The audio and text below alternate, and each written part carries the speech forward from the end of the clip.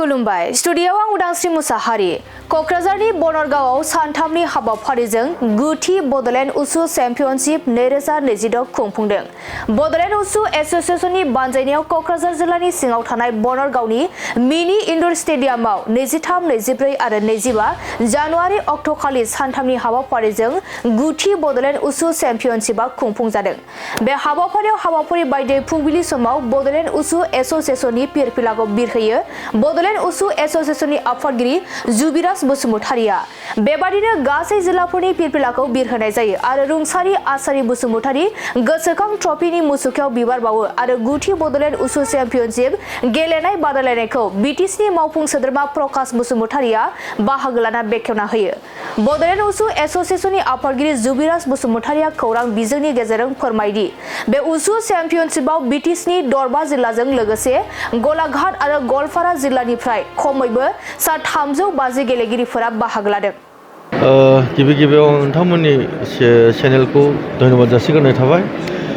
नंगौ जोङो दिनैनिफ्राय नैबे बनरगाव मिनि स्टेडियाम सिङाव गुथि उसु टुर्नामेन्ट 2026 चेम्पियनशिप जोङो दिनैनिफ्राय जागायजेनबाय। जोङो मैयानिफ्राय रिसेपसन सानथामनि हाबाफारि थ' मैयानिफ्राय जों रिसिभ खालामनानै दिनैनिफ्राय जों टुर्नामेन्टखौ जागायजेनबाय। बाहाय जोंनि मोनबा जिल्लानिफ्राय बिटिसि जोंनि बड'लेण्डनिफ्राय मोनबा जिल्लानिफ्राय सफैबाय आरो बिनिफ्राय आउट अफ बड'लेण्डनिफ्राय मोननै जिल्ला गलाघाट आरो गवालपारा मोननै जिल्लानिफ्रायबो जोंनि नैबे टुर्नामेन्टआव बाहागो लाफैनो हादों। गतिके जों दिनै जों उसु एस'सिएशननि जानानै जों गावखौनो गाव जों जोबोद गोग्गानाय मोनदों जे गोबांथार जोङो सात्र साथ्रिफोरखौ स्टुडेन्टफोरखौ जोङो बाहाय मोनसे टुर्नामेन्ट बादायलाय खालामनानै जाहाथे बिसोरनि भबिष्यतआ गाव गावनि लाइफखौ ब्राइट खालामनानै लानो हायो। दिनै जोंनि थाखाय जोबोद खाफाल मोजां जों होननानै लानांगोन। जोंनि गेजेराव साइनि इनचार्ज बिथां आरो लोगोआव उसु कच सानैबो दंफैयो। बिथांमोना नैबे जाय गथ'फ्रा मोजां गेलेनो हागोन बा मोजां इभेन्ट्सखौ देखायनो हागोन फैगौ 29निफ्राय जोंना अल इन्डिया मोनसे सेलेक्सन ट्रायल जानो नागिरदों सायाव। दा बिथांमोना दा बेनिफ्राय सोर स्टुडेन्टआ सोर छात्रआ सोर छात्रिया मोजां गेलेनानै दिन्थिनो हागोन बिथांमोननिया बिसोरखौ लांनानै ट्रायलनि थाखाय बिथांमोना सेलेक्सन खालामनो फैदों। गतिके जोंनि थाखाय जोबोद गोग्गाथाव मोनसे खौरां होननानै लानांगौ। माने जोंनि थाखाय दिनै मोनसे स्पर्ट्सआबो उसुआबो जों मोनसेनिफ्राय स्टेप आवगायलांनो हागासिनो दङ। मानो होनोब्ला गोबांथार जोंनि उसुनिफ्राय इन्टारनेसनेल प्लेयारबो गेलेनानै फैनो हाबाय। थावलु खेलायाव दिन्थिफुंनानै दाख्लैसो नैबे फंबाय राकेशनि फिसाला सांमा होननाय चाइनायाव गेलेहैनानै बिथाङा प्राइज मोनबोखांबाय आरो रासियायावबो गेलेहैखांबाय आरो सासे दाख्लैसो मेडेल मोननाय जुवेल क'क्राझारनि बिथाङाबो चाइनिफ्रायनो माबानानै थांदों। थ' बेबो दाख्लै बहाय गेलेयामोन बे जुवेल काहा खेला था आपना। बेबायदिनो साफा साफा जोंनि गेजेराव बड'लेण्ड ओनसोलनिफ्राय साफा स्टुडेन्टफ्रा बयस एन्ड गार्लस नाम लाखिनो हागासिनो दं। जोंनि थाखाय जोबोद गोग्गाथाव खौरां।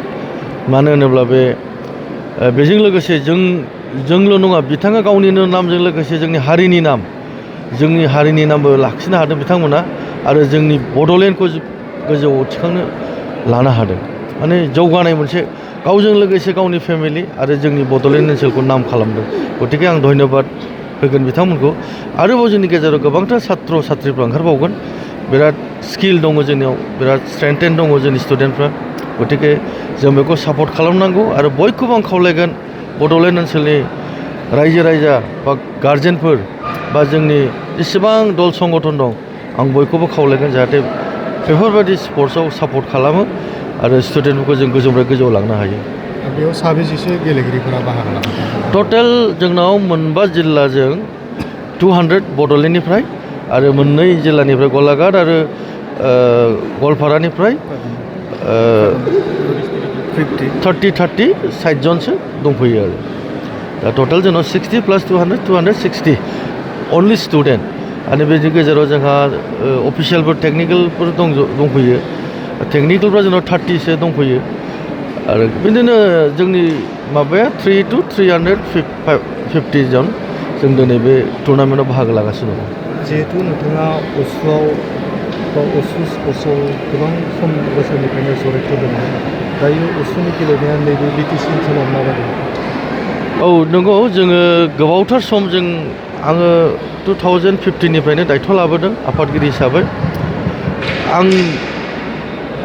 जोङो बेखौ आवगायहाय जोबोरैनो जों खुंबोबाय थानो हादों मोजाङै नाथाय मोनसे दुखुनांथाव बाथ्रा 2020निफ्राय बे 5 बोसोरा मोनसे गेप जानानै थादों जों रावनिबो थांनाय सरखारनिफ्राय जों जेबो सापर्ट मोनाखै बिथांमोना जोंनि उसुनि फारसे जेबो जोंखौ दायथ' होआखै जोंनि जाय बिथांमोना दैदेनदों उसुखौ मोनबा जिल्लानिफ्राय बिथांमोना आसाम गभर्नमेन्टनिफ्राय माखासे साहाय्य लानानैसो फाथायहरबाय आरो आंबो आंनि तरफनिफ्राय हागौमानि एसे आङो सहाय खालामनो हादों बाहेरायाव थांनाय स्टुडेन्टफोरनि थाखाय जोबोद खस्थ'नि गेजेरजों खुनुरुखुम टुकटाक जों बे मोनबा बोसोरखौ 2020निफ्राय नैबे 2025सिम खुनुरुखुम जों टुकटाक सोलिबोनो हादों नाथाय देग्लायनिफ्राय जिहेतु जोंनि BPF सरखार जाबाय हाग्रामा सार दैदेननाय सरखाराव आं आसा खालामो बे उसुखौ जोङो गोजौआव फारसे जोङो लांनो हागोन आरो साथ्र' साथ्रिफोरनि थाखाय जोङो